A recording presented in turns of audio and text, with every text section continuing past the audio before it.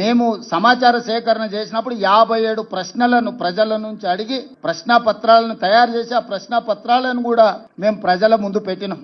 మేము ఏమేం సమాచారాన్ని సేకరించబోతున్నాం, ఈ సమాచారాన్ని మీ దగ్గరకు వచ్చినప్పుడు మీరు అందరికి ఇవ్వండి అని చెప్పి ఇట్లా 8 పేజీల 57 ప్రశ్నపత్రాలు తయారు చేసి ఈ ప్రశ్నలకు సంబంధించిన సమాచారాన్ని సేకరించిన సమాచారాన్ని చాలా గోప్యంగా భద్రపరచడము.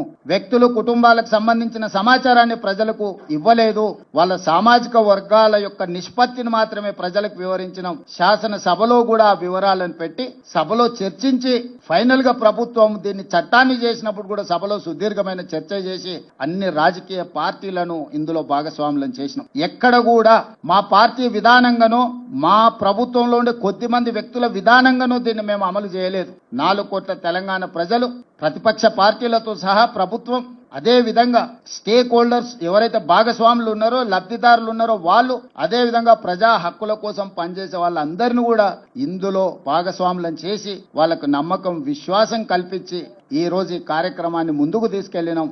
అందుకే ఈ రోజు తెలంగాణలో దేశంలోనే మొదటి రాష్ట్రంగా తెలంగాణ నిలబడ్డది.